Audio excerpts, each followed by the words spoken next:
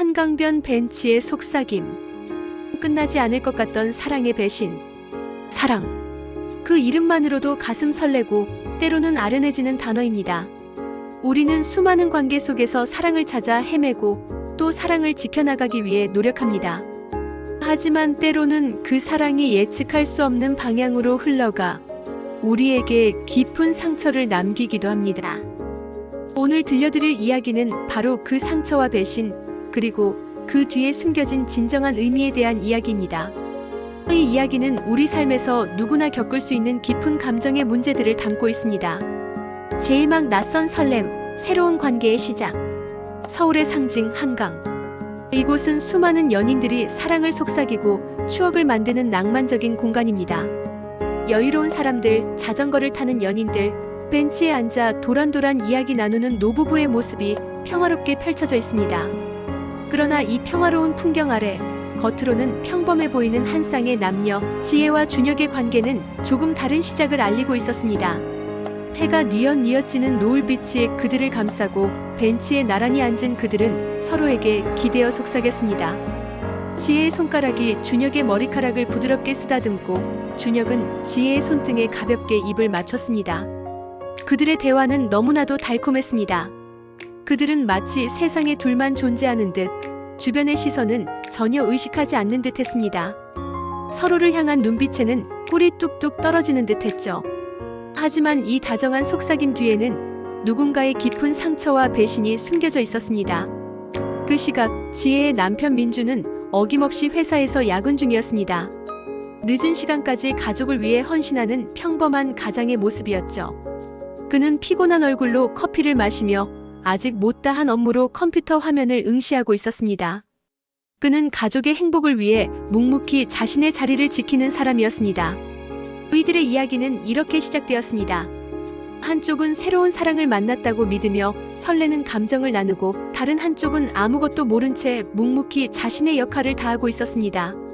그들의 엇갈린 삶은 곧 파국을 향해 달려가고 있었지만 그들은 아직 그 사실을 깨닫지 못했습니다. 지혜는 자신의 선택이 가져올 파장을 전혀 예상하지 못했습니다. 그녀는 그저 자신을 이해해주고 특별하게 만들어주는 준혁에게 깊이 빠져들었을 뿐입니다. 제이막 엇갈린 진실, 겹겹이 쌓이는 거짓. 지혜의 일상은 점점 거짓으로 물들기 시작했습니다. 민준에게 친구들과 저녁 약속이 있다고 말하고는 환하게 웃었습니다. 민준은 피곤한 얼굴로 재밌게 놀다 와라고 말하며 현관에서 그녀를 배웅했습니다. 그는 아내의 평범한 일상이라고 믿어 의심치 않았습니다. 하지만 지혜는 친구들이 아닌 준혁을 만났습니다. 그들은 고급 레스토랑에서 와인을 마시며 웃고 있었습니다. 지혜는 평소 민준과 있을 때보다 훨씬 화려한 옷차림과 메이크업을 하고 있었고 준혁은 그녀의 손을 잡고 부드럽게 쓰다듬었습니다. 그들은 서로에게서 한시도 눈을 떼지 못했습니다. 준혁은 지혜의 귓가에 조용히 속삭였습니다. 당신을 처음 만났을 때 나는 마치 온몸에 전율이 흐르는 것 같았어요. 당신의 눈빛, 당신의 미소, 당신의 모든 것이 나를 미치게 해요. 지혜는 수줍게 웃으며 준혁의 팔에 기대었습니다. 오빠 옆에 있으면 제 심장이 터질 것 같아요. 제가 숨 쉬는 것조차 오빠를 위한 것 같아요. 그들의 손은 서로의 손을 탐하듯 겹쳐졌고 그들의 눈빛은 서로를 삼킬 듯 뜨거웠습니다. 한편 민주는 집에서 아들을 재우고 홀로 설거지를 하며 아내가 돌아오기를 기다렸습니다. 피곤에 지친 그의 얼굴에는 조금씩 그림자가 드리우기 시작했습니다. 아내의 늦은 귀가는 이제 일상이 되었지만 그는 아내를 챙기지 못해 늘 미안한 마음이었죠. 그래도 아내가 친구들과 즐거운 시간을 보내고 있다고 생각하니 입가에 미소가 드리웠습니다. 지혜는 준혁과의 관계를 이어가며 점점 더 집과 남편에게서 멀어졌습니다. 그녀는 준혁과의 시간이 자신의 인생에서 가장 행복한 순간이라고 믿었습니다. 그들은 끊임없이 서로에게 사랑을 속삭였고 민주는 아무것도 모른 채 홀로 가족을 지키기 위해 고군분투했습니다. 민준의 사랑은 헌신과 믿음으로 가득 차 있었지만 지혜의 사랑은 다른 곳을 향하고 있었습니다. 그들의 엇갈린 진실은 마치 시한폭탄처럼 언제 터질지 모르는 긴장감을 조성했습니다. 거짓말로 쌓아올린 지혜의 행복은 불안정했고 민준의 삶은 서서히 무너지고 있었습니다. 제3막 깨져버린 믿음, 그리고 진실을 마주한 밤. 최근 들어 지혜의 행동은 눈에 띄게 달라졌습니다. 평소에는 신경 쓰지 않던 외모에 공을 들이기 시작했고 화장대에는 새로운 화장품이 하나둘 늘어났습니다. 계절과 상관없이 얇고 화려한 옷을 즐겨 입었고 친구들과의 약속이 잦아졌고 귀가 시간도 부쩍 늦었습니다. 민주는 아내가 외모에 신경을 많이 쓰는 것 같아 신경이 좀 쓰였지만 별개로 생각했습니다. 그러던 어느 날 민주는 외근 중 급하게 서류를 챙기기 위해 잠시 집에 들렀습니다. 책상 서랍을 열어 서류를 찾던 중 우연히 아내가 사용한 신용카드 내역서를 발견했습니다. 습관처럼 내역을 확인하던 그의 눈빛이 순간 멈췄습니다. 평소에는 볼 수 없던 고급 레스토랑과 호텔, 고가의 주얼리 매장 결제 내역들이 질비했습니다. 민준의 심장은 쿵 하고 떨어지는 듯 했습니다. 내역서에 찍힌 장소들은 아내가 친구와 만났다고 말했던 곳들과 일치하지 않았던 것입니다. 그는 떨리는 손으로 내역서를 쥐고 깊은 고뇌에 빠졌습니다. 그날 밤 민주는 잠든 척 누워 아내를 기다렸습니다. 지혜는 평소처럼 잠자기 전 샤워 중이었습니다. 갑자기 울리는 문자 메시지. 우리는 결혼했지만 각자의 생활을 존중하여 서로의 휴대폰을 보거나 그러지 않았습니다. 그러나 우연히 본 문자 메시지. 보고 싶어요, 자기. 오늘 밤엔 꼭 만나요. 준혁과의 문자 메시지였습니다. 민준의 얼굴은 충격으로 굳어졌고 그의 손은 떨리기 시작했습니다. 그 순간 평화로웠던 세상은 산산조각이 났습니다. 믿었던 사랑은 산산이 부서지고 그 자리에 잔혹한 현실이 모습을 드러낸 것입니다. 다음 날 민주는 여느 때와 같이 회사에 출근했지만 사실 집 주변에서 아내가 나오기를 기다렸습니다. 민주는 멀리서 그녀의 뒤를 쫓았고 지혜가 도착한 곳은 바로 그 한강변 벤치였습니다. 준혁이 미리 와서 기다리고 있었고 그들은 민준이 지켜보는 줄도 모른 채 서로를 뜨겁게 안고 키스했습니다. 민준의 발걸음은 점점 무거워졌고 마침내 그는 눈앞에 펼쳐진 광경을 보고 심장이 멎는 듯한 고통을 느꼈습니다. 다시 그 한강 벤치. 처음 본 그 모습 그대로, 아니 훨씬 더 노골적인 모습으로 그들은 서로를 탐하고 있었습니다. 민준의 눈앞에는 지옥이 펼쳐졌습니다. 사랑했던 아내의 눈빛은 자신에게 보여주지 않던 낯선 황홀경으로 가득 차 있었고 그들의 행동은 마치 자신을 조롱하는 듯 했습니다.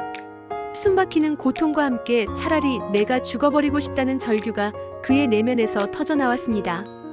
결국 민주는 분노와 슬픔이 뒤섞인 채 그들 앞에 나타났습니다. 지혜와 준혁은 당황했고 민준의 눈빛에는 믿음의 상실과 삶의 근간이 흔들리는 고통이 담겨 있었습니다. 민주는 준혁의 멱살을 잡고 주먹을 휘두르려 했지만 이내 힘없이 풀썩 주저앉았습니다. 그의 눈에서는 하염없이 눈물이 흘러내렸습니다. 그날 밤 민준과 지혜는 폭풍 같은 침묵 속에 집으로 돌아왔습니다. 현관문을 열고 들어서는 순간 민준의 분노는 걷잡을 수 없이 터져나왔습니다. 그의 목소리는 절규에 가까웠고 거실의 공기는 날카로운 유리 조각처럼 팽팽하게 긴장되었습니다. 믿었던 사랑은 산산이 부서졌고 그 자리에 남은 것은 잔혹한 배신감뿐이었습니다. 민주는 평생을 다해 지켜온 가정이 한순간에 무너지는 것을 보며 숨이 막히는 고통을 느꼈습니다. 지혜는 민준의 폭발적인 분노를 피하려 애썼지만 결국 마주 서야 했습니다. 그녀는 침묵을 깨고 그가 던지는 질문에 답하기 시작했습니다. 왜 그랬어? 민준의 절규에 가까운 질문에 지혜는 참았던 감정을 쏟아냈습니다. 그녀는 민준이 자신을 더 이상 여자로 보지 않는다고 느꼈다고 말했습니다. 끊임없는 야근과 반복되는 일상 속에서 자신은 그저 한 아이의 엄마이자 그의 아내라는 역할에 갇혀 있었다고 했습니다. 그녀의 모든 말은 민준의 가슴에 비수처럼 박혔습니다. 그는 자신이 가족을 위해 얼마나 헌신했는지, 그 피로한 얼굴 뒤에 숨겨진 사랑이 얼마나 컸는지를 외쳤습니다. 그러나 지혜는 그가 자신을 배려하지 않고 존중하지 않았다고 반박했습니다. 그녀의 눈에서는 눈물이 흘러내렸고 그녀의 목소리는 절망으로 가득 차 있었습니다. 결국 지혜는 캐리어를 꺼내 짐을 싸기 시작했습니다. 더 이상 이 공간에 머물고 싶지 않다는 듯 격렬하게 옷가지를 쓸어 담았습니다. 나갈 거예요. 나도 이제 지쳤어요. 그녀의 행동에 민주는 더욱 절망했습니다. 그는 무너져 내리는 마음으로 그녀의 팔을 잡고 애원했습니다. 지혜야, 당신이 이렇게 나가면 우리 가족은 어떻게 되는 거야? 민준의 눈에서는 하염없이 눈물이 흘러내렸습니다. 그의 절규는 지혜의 짐 싸는 손을 멈추게 했습니다. 그녀는 민준의 무너진 모습을 보며 자신의 행동이 얼마나 큰 상처를 남겼는지 비로소 깨달았습니다. 그날 밤 두 사람은 늦은 시간까지 마주 앉아 대화를 나누었습니다. 서로에게 쌓였던 오해와 불만, 그리고 깊은 속마음을 조심스럽게 꺼내 놓았습니다. 민주는 자신이 가족을 지킨다는 명목으로 지혜에게 소홀했던 점을 인정했고, 지혜는 자신의 외도라는 극단적인 선택이 가져온 파장을 후회했습니다. 그들의 대화는 마치 깨진 거울을 조심스럽게 다시 맞추는 과정 같았습니다.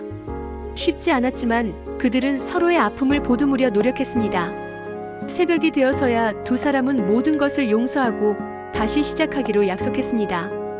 그들의 사랑은 다시 한번 시험대에 올랐지만 이번에는 서로의 부족함을 인정하고 함께 채워가기로 다짐했습니다. 제3막 비극적인 결말, 남겨진 성찰의 시간. 한강의 석양은 여전히 아름다웠지만 그들에게는 더 이상 아무 의미가 없었습니다. 한 사람의 배신은 다른 사람의 세상 전체를 무너뜨렸고, 그 자리에는 회복할 수 없는 깊은 상처만이 남았습니다. 이 이야기는 비극으로 끝이 났습니다. 한 가정이 파괴되었고 아이는 상처를 입게 되었죠. 우리는 이 이야기를 통해 무엇을 되돌아보아야 할까요? 다시 잔잔한 한강 풍경을 바라봅니다. 벤치에 앉아있는 노부부의 뒷모습. 그들은 여전히 서로에게 기대어 도란도란 이야기하고 있습니다. 따뜻한 햇살이 그들을 비춥니다. 사랑은 아름답지만 때로는 잔인하기도 합니다. 하지만 우리가 서로를 진심으로 존중하고 소통하며 책임감을 가지고 관계를 지켜나간다면 그 사랑은 어떤 어려움 속에서도 빛을 발할 수 있을 것입니다. 지금 당신의 옆에 있는 소중한 사람을 돌아보세요. 그리고 그에게 진심을 다해 사랑한다고 말해주세요. 오늘 이야기가 여러분의 관계를 다시 한번 돌아보고 더욱 소중히 여기는 계기가 되기를 바랍니다.